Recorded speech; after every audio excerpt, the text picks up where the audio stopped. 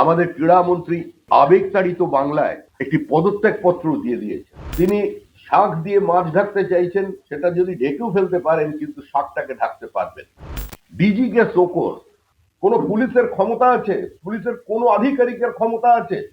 তৃণমূল কংগ্রেসের নেতা মন্ত্রী তারা যখন ঘিরে রেখে দিয়েছে মেসিকে, তাদের সম্পর্কে কথা বলা। মেসিকে প্রথম 25 কোটি টাকা অ্যাডভান্স কে করেছে? তৃণমূল কংগ্রেস সর্বশেষ যে নাটক উপস্থাপিত করেছে সেটা লিওনার্ড মেসি। আমাদের ক্রীড়ামন্ত্রী আবেগতাড়িত বাংলায় একটি পদত্যাগপত্র দিয়ে দিয়েছেন।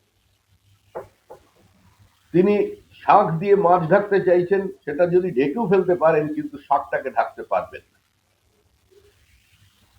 ডিজিকে শোকর,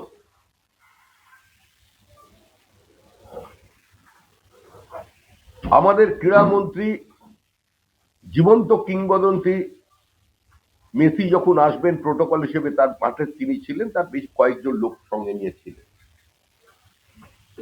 কাদের গ্রেপ্তার করা হচ্ছে? একজন অর্গানাইজারকে। ক্রীড়ামন্ত্রীর ক্ষমতা আছে তার নিজের নির্বাচনী কেন্দ্র টালিগঞ্জে একটা বড় ফুটবল ম্যাচের আয়োজন করার, অনুমোদন ছাড়া, বদান্যতা ছাড়া, বড় নেতাদের পারমিশন ছাড়া।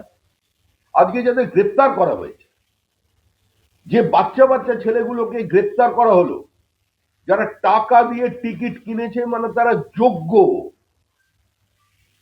তারা সরকারি চাকরি করে, মাল্টিন্যাশনাল কোম্পানিতে চাকরি করেন, উচ্চশিক্ষিত ছেলে, তাদের গ্রেপ্তার করা হয়েছে। 7 দিনের জেসি হয়েছে তাদের। আর যারা এই প্রাতিষ্ঠানিক লুট করলো তারা কোথায়?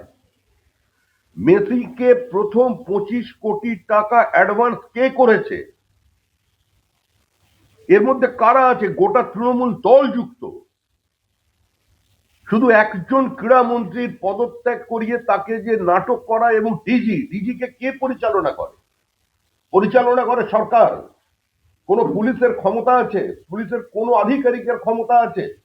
তৃণমূল কংগ্রেসের নেতা মন্ত্রী তারা যখন ঘিরে রেখে দিয়েছে মেসিকে, তাদের সম্পর্কে কথা বলা। আর এই সমস্ত দৃষ্টিকের থেকে দূরে সরাবার জন্য এতদিন ছিল এসআইআর, ঢাল হিসেবে নিজেদের সার্বিক শিল্পায়নের ব্যর্থতাকে, বিনিয়োগে নিয়ে আসার ব্যর্থতাকে ঢেকে রাখতে চাইছিলেন। এখন আবার চ্যালেঞ্জ করছে। বিজেপি কারোর দয়ায় আজকে এই জায়গায় বসে নেই।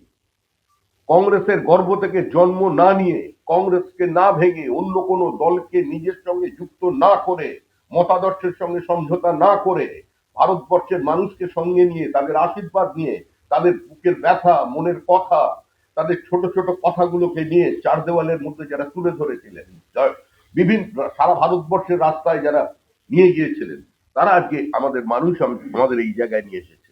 আমরা মানুষের আশীর্বাদে এখানে আছি।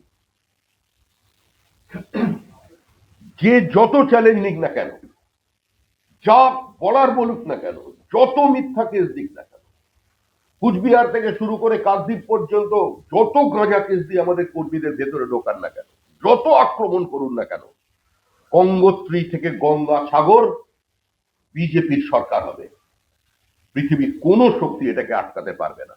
কালের দেওয়ালে লেখা হয়ে গেছে। কালীঘাটের মা কালী ফাইল ছেড়ে দিয়েছেন। জগন্নাথ দেবকে নিয়ে আসা হয়েছে দীঘায়। জগন্নাথ দেব দেখেছেন এই ঝামেলার মধ্যে কি কোনো লাভ নেই। তিনি বলেছেন, তোমার যখন ইচ্ছা আমি এসেছি, তাহলে আমি ওই বীরেন শাসমলের মাটি, মাতঙ্গিনীর মাটি, ক্ষুদিরামের মাটি, স্বাধীন তাম্রলিপ্ত সরকারের মাটি যেখানে আছে, ওই বঙ্গোপসাগরেই আজ আমাকে সাক্ষী রেখে তোমার বিসর্জন হবে। 2026-এর নির্বাচন তৃণমূলের বিসর্জন। কারণ এই লড়াই বিজেপির সঙ্গে তৃণমূলের লড়াই নয়, পশ্চিমবঙ্গের সাধারণ মানুষের সঙ্গে তৃণমূল কংগ্রেসের লড়াই। মানুষ স্থির করে নিয়েছে এই প্রাতিষ্ঠানিক দুর্নীতি উপহার দেওয়ার সরকারকে, এই লুটেরাদের সরকারকে আর তারা ক্ষমতায় রাখবে না।